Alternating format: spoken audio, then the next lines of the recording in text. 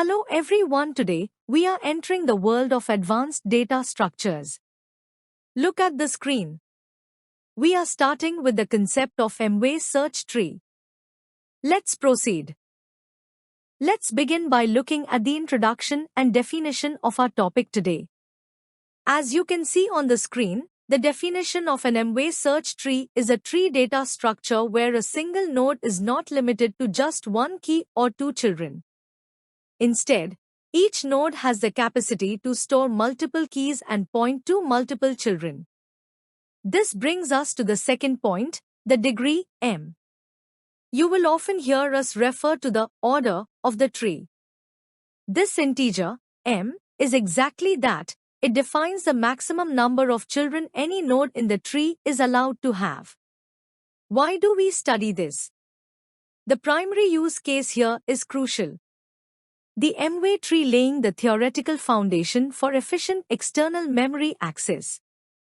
This is the logic that powers massive systems like file systems and database indexing, where minimizing disk access is the highest priority.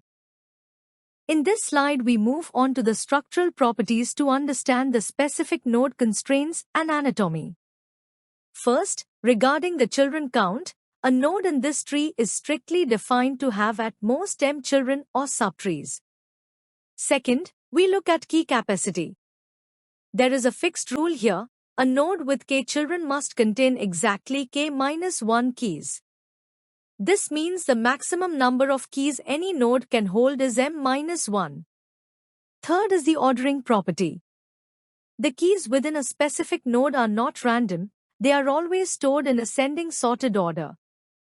Like k1 less than k2 less than on so on up to less than km-1. Finally, we have the subtree logic. This tells us how to navigate. All keys in a specific subtree, pointed to by pi, must be less than the key, ki plus 1, and greater than the key before it, ki. Now, let's visualize the node structure. The pattern. The node consists of an alternating sequence of pointers p and data keys k. For the pointer function, there are three rules. The first pointer, p0, points to keys strictly less than k1. The middle pointers, like p1, point to keys that are between the two data keys. The last pointer, pm-1, points to keys strictly greater than the last key. Now, let's look at the search operation to understand how we navigate this tree. The process is actually quite similar to a binary search tree, BST, but there is one key difference. Because each node holds multiple items, we have to perform more comparisons inside that single node. Here is how the algorithm works step by step. First, we read the node from the disk into the computer's memory. 2. Then, we perform a search, often a simple linear or binary search among the keys inside that node. When we search, we are looking for one of three things. Case A. If the key matches our target, the search is successful. Case B. If our target is smaller than the very first key, K1, we follow the first pointer, P0. Case C. If our target falls between two keys, we follow the specific pointer, P, that leads to that middle range. Finally, regarding efficiency, the reason we do all this is to reduce the height of the tree. A shorter tree means we reduce the number of expensive disk accesses, which makes the whole system much faster. Now we arrive at a critical practical component, insertion and overflow. First, let's look at standard insertion. The logic here is quite intuitive. You simply traverse the tree to find the appropriate leaf node, much like you would during a search, and then you insert the new key into that node in its correct, sorted order. However, this brings us to a major problem, the challenge of overflow. You must ask, what happens if the node is already full? That is, if it already contains its maximum limit of m-1 keys. In a standard, theoretical M-way tree, this situation is often undefined or unregulated. If we ignore it, we end up with skewed trees that lose all their performance benefits. This leads us to the crucial concept for today. This specific problem handling a full node is exactly why we use B-trees in the real world.